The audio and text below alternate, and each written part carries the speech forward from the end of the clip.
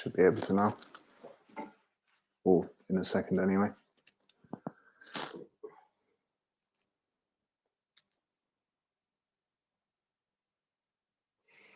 That's some delay, that is.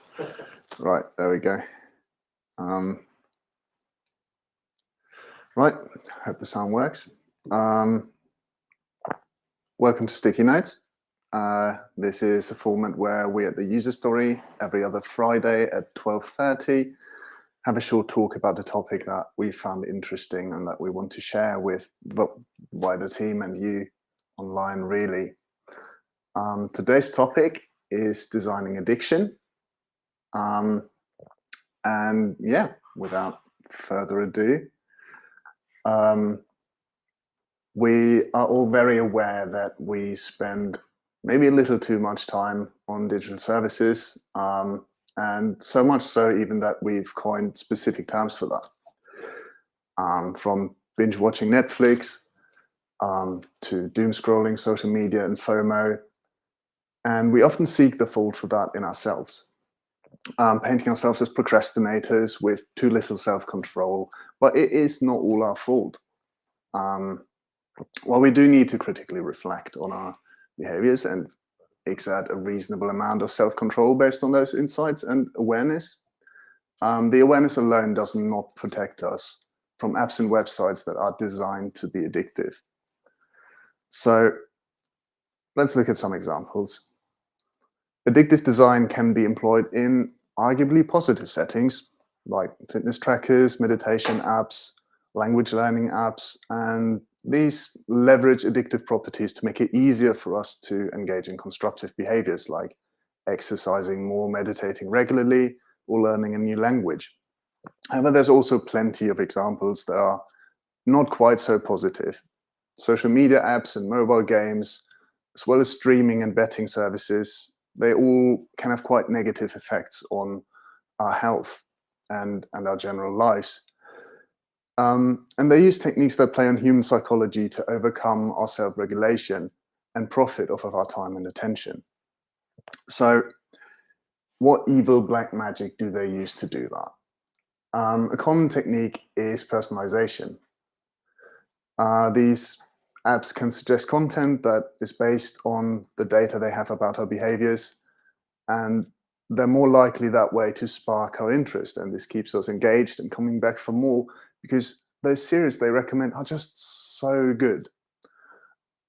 And on the surface, this is fairly harmless, right? Merely the hallmark of a good product. But if you apply that to social media feeds, it creates the bubbles that we all know and that are proven to create quite destructive social dynamics. And similarly, the same happens for streaming services, where the media we consume inevitably has some effect on the way we perceive the world around us.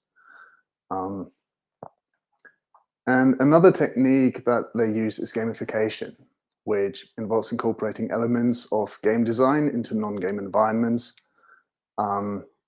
which is a whole world in its own right. And my colleague Holly has already delivered a sticky note on this. So if you want, you can go ahead and watch that one later.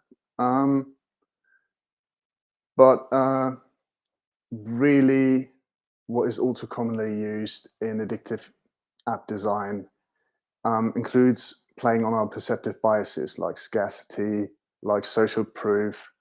And scarcity involves making items or features appear rare or in high demand, more desirable.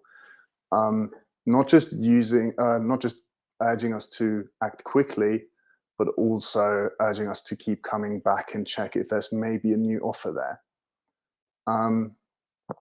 Similarly, social proof sort of makes things appear quite desirable from a social perspective.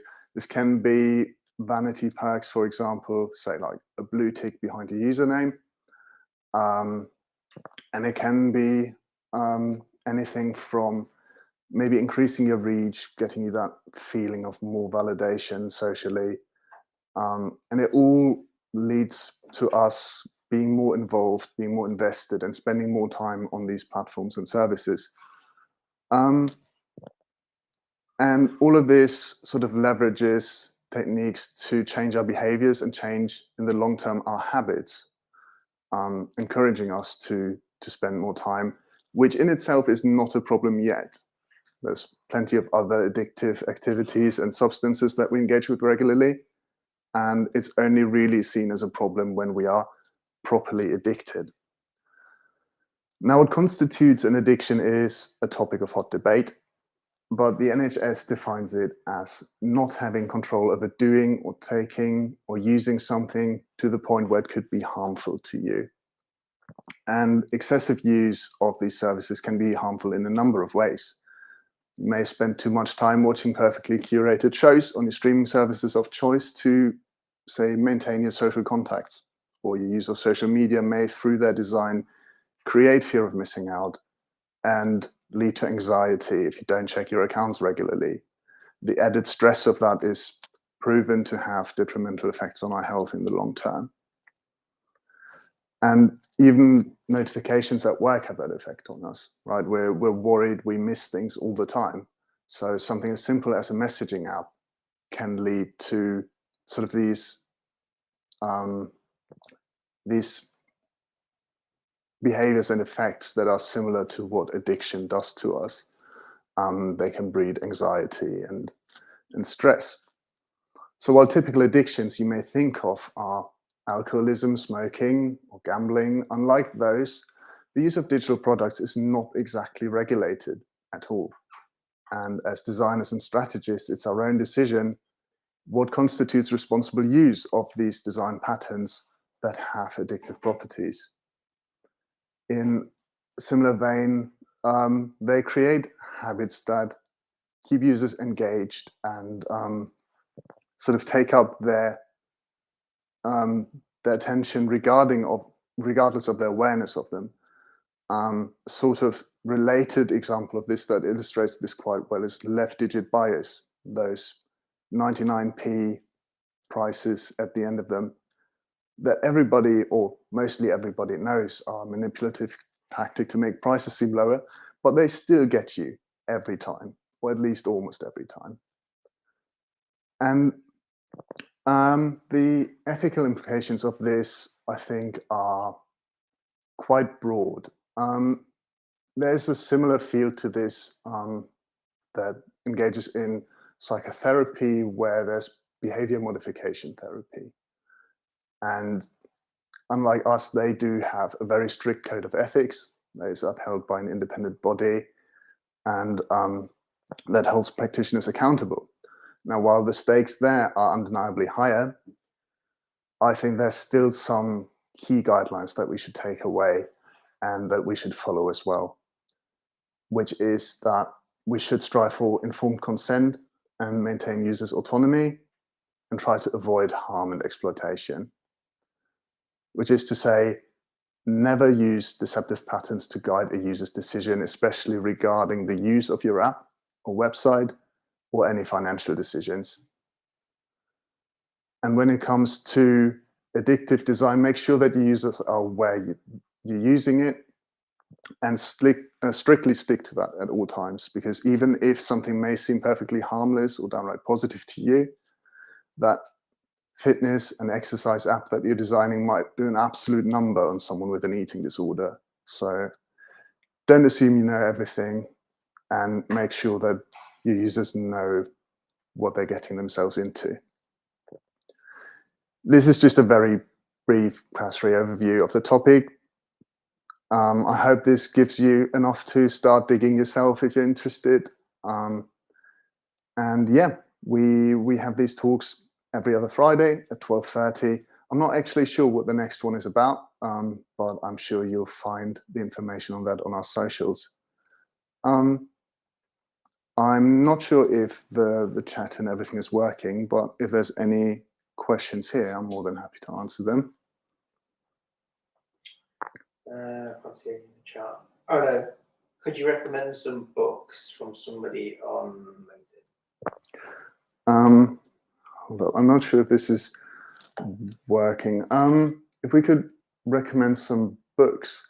Right, there's a couple books that you could read depending on what you're interested in.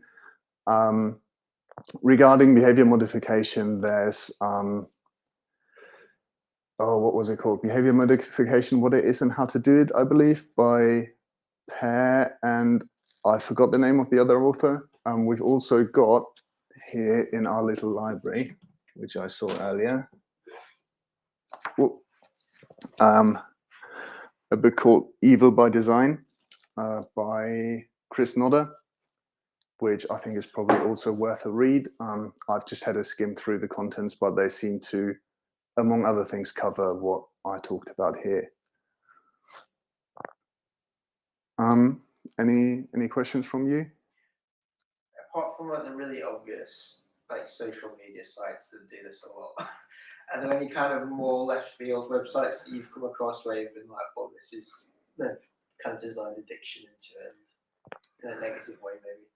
Oh, I mean, generally speaking, is a lot that is quite prevalent in e-commerce, just in the nature of the thing where it's just been read over years and years by marketing.